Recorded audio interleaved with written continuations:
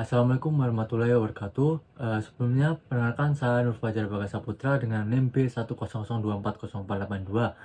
Nah, di sini saya akan membuat video presentasi mengenai tugas dari mata kuliah Dasar-Dasar Manajemen Keuangan. Nah, di sini saya mengambil kelompok manajemen kas. Nah, di sini saya mengambil judul analisis likuiditas dan efisiensi kas dari Bank Tabungan Negara, karena perusahaan yang saya ambil adalah Bank BTN.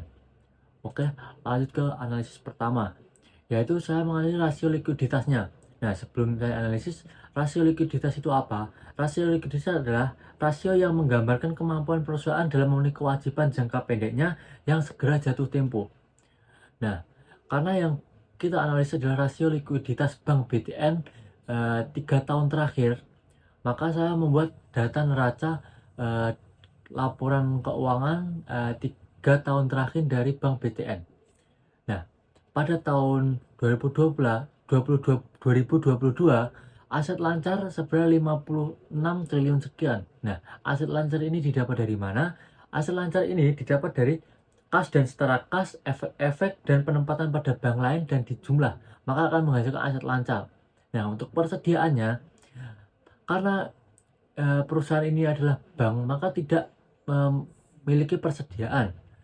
Selanjutnya, kewajiban lancarnya. Kewajiban lancar itu bisa kita cari dengan menotalkan total liabilitas segera, simpanan nasabah seperti giro, tabungan, dan deposito, terus simpanan dari bank lain kita jumlah, maka itu akan menghasilkan kewajiban lancar pada perusahaan. Nah, kewajiban lancar pada Bank BTN pada tahun 2022 itu sebesar 300 triliun sekian. Nah, untuk selanjutnya 2023 88 triliun sekian, persediaannya tidak ada, kewajiban lancarnya 325 triliun sekian. Untuk 2024 aset lancarnya 65 triliun sekian, persediaannya tidak ada, kewajiban lancarnya 355 triliun sekian. Nah, dari data ini kita bisa mencari rasio selanjutnya, yaitu current ratio dan quick ratio. Nah, yang pertama adalah current ratio. Nah, current ratio itu apa? Current ratio, rasio yang digunakan untuk mengukur kemampuan perusahaan dalam memenuhi kewajiban jangka pendeknya yang segera jatuh tempo dengan menggunakan total aset lancar yang tersedia. Nah, jadi rumus current ratio ini adalah aset lancar dibagi kewajiban lancar. Kan dari neraca sebelumnya kita sudah mencari aset lancar dan kewajiban lancar, maka tinggal kita masukkan kepada rumusnya. Nah, di sini saya sudah membuat tabel perhitungan current rasionya. Nah, pada 2022 current rasionya sebesar 0,19, atau kalau dalam bentuk persen maka 19%. Untuk 2023 0,27, 2024 0,18.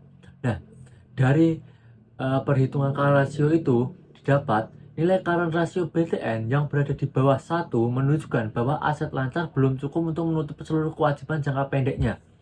Pada bank, kewajiban lancar didominasi oleh simpanan nasabah. Oleh karena itu, current ratio yang rendah tidak serta-merta menunjukkan bank dalam kondisi tidak liquid. Nah, current ratio BTN selama 2022 sampai 2024 menunjukkan tren fluktuatif atau perubahan dan cenderung rendah secara nominal, namun hal ini wajar dalam industri perbankan dan tidak mencerminkan rasio likuiditas yang secara langsung. Nah, untuk selanjutnya kita akan menganalisis quick ratio-nya. Nah, quick ratio itu sendiri apa? Quick ratio adalah rasio yang digunakan untuk mengukur kemampuan perusahaan dalam memenuhi kewajiban jangka pendeknya yang segera jatuh tempo dengan menggunakan aset sangat lancar, tidak termasuk persediaan barang dagang dan lancar lainnya. Nah, untuk rumus quick ratio itu sendiri adalah aset lancar dikurangi persediaan lancar terus dibagi dengan kewajiban lancar. Nah, kan perusahaan yang saya ambil adalah pada bidang perbankan, yaitu Bank Tabungan Negara, maka tidak terdapat persediaan, sehingga quick ratio itu sama dengan current ratio. Jadi hasil dari current ratio yang sudah saya hitung tadi itu hasilnya sama dengan quick rasionya. Jadi tahun 2022 quick rasionya sama dengan current rasionya yaitu 0,19, 2023 0,27, 2024 0,18. Nah, dari nilai quick ratio yang rendah ini menunjukkan bahwa aset sangat liquid belum sepenuhnya mampu menutup kewajiban jangka pendeknya secara teori, namun kembali tidak mencerminkan kondisi real bank karena quick rasionya ini di bawah 1, kurang dari 1. Nah, quick rasio BTN selama 3 tahun terakhir mencerminkan keterbatasan aset sangat liquid dibanding kewajiban jangka pendek. Tetapi kondisi ini merupakan karakteristik bank umum, bukan indikasi kelemahan keuangan. Nah, dari saya menghitung current ratio dan quick ratio, ini kita dapat menganalisis berdasarkan analisis current ratio dan quick ratio PT Bank Tabungan Negara Persero Tbk selama periode 3 tahun terakhir atau 2022 sampai 2024, kedua rasio menunjukkan nilai di bawah 1. Secara teoritis, hal ini mengindikasikan keterbatasan likuiditas jangka pendek. Namun, dalam konteks perbankan, rasio tersebut kurang relevan karena struktur kewajiban bank didominasi oleh dana pihak ketiga yang bersifat stabil. Oleh karena itu, penilaian likuiditas bank lebih tepat dilakukan menggunakan rasio khusus perbankan seperti loan to deposit ratio atau LDR, atau perbandingan total penyaluran kredit terhadap total dana yang diterima, dan rasio CASA atau current account saving account, atau bisa dikata lainnya adalah dana pihak ketiga. Nah, setelah kita menganalisis rasio likuiditasnya, maka di sini saya akan menganalisis komponen arus kas dari aktivitas operasi dari Bank Tabungan Negara. Berdasarkan laporan arus kas kesolidasian BTN tahun 2022 sampai 2024, arus kas dari aktivitas operasi BTN didominasi oleh kegiatan intermediasi perbankan, yaitu penghimpunan dana masyarakat dan penyaluran kredit perumahan. Secara umum, BTN mampu menghasilkan arus kas operasi yang positif dan stabil, meskipun pada periode tertentu dapat mengalami fluktuasi akibat peningkatan penyaluran kredit, perubahan dana pihak ketiga, serta penyesuaian kebijakan suku bunga. Namun, fluktuasi atau perubahan tersebut masih berada dalam batas wajar bagi industri perbankan dan tidak menunjukkan tekanan likuiditas yang signifikan. Nah, apakah operasi BTN menghasilkan kas yang sehat? Nah, tentu operasi BTN menghasilkan kas yang sehat. Operasi BTN dapat dikatakan menghasilkan kas yang sehat dengan alasan yang pertama, kegiatan utama bank tetap menghasilkan arus kas operasional, terutama dalam pendapatan bunga kredit dan fee-based income. Kedua, likuiditas bank tetap terjaga, tercermin dari rasio likuiditas, current ratio, dan loan to deposit ratio yang masih berada dalam batas aman. Ketiga, tidak terdapat indikasi ketergantungan berlebihan pada arus kas pendanaan untuk menutupi kebutuhan operasi harian. Arus kas operasi yang terakhir, arus kas operasi mendukung keberlangsungan aktivitas kredit, pembayaran kewajiban, dan operasi bank secara berkelanjutan. Nah, selanjutnya, mengidentifikasi kebijakan investasi dan pendanaan BTN. Nah, yang pertama kebijakan investasi. Arus kas dari aktivitas investasi. Arus kas dari aktivitas investasi BTN terutama mencerminkan penggunaan dana untuk yang pertama pembelian dan penempatan efek atau surat berharga. Kedua, investasi pada aset tetap dan sistem teknologi informasi. Ketiga, pengembangan infrastruktur pendukung layanan perbankan dan digital.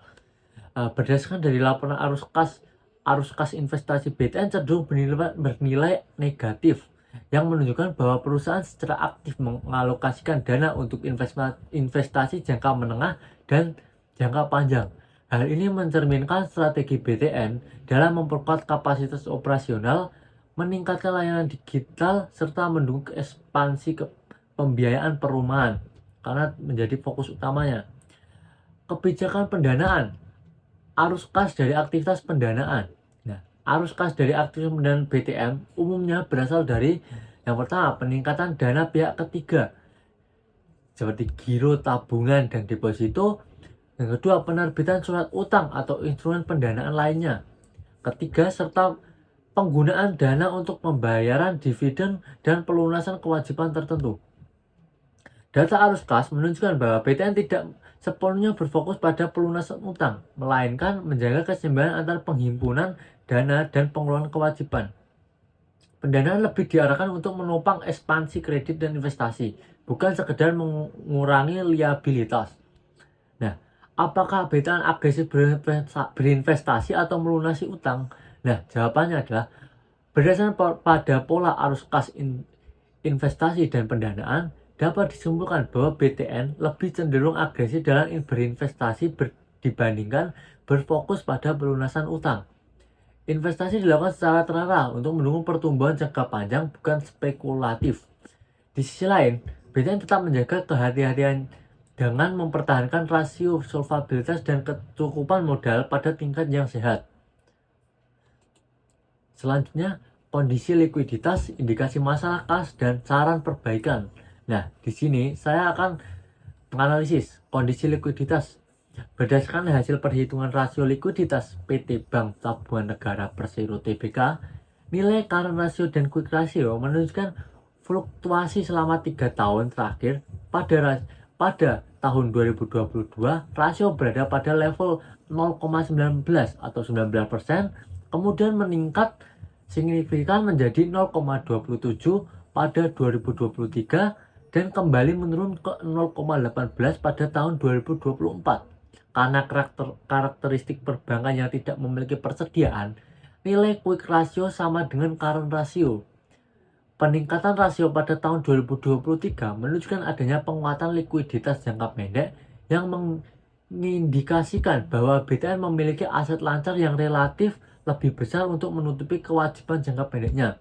Namun, penurunan rasio pada tahun 2024 mencerminkan peningkatan penyaluran kredit atau kewajiban lancar yang menyebabkan porsi aset lancar relatif lebih kecil. Meskipun demikian, rasio tersebut masih tergolong wajar bagi industri perbankan, mengingat dana pihak ketiga dicatat sebagai kewajiban dan digunakan untuk kegiatan intermediasi.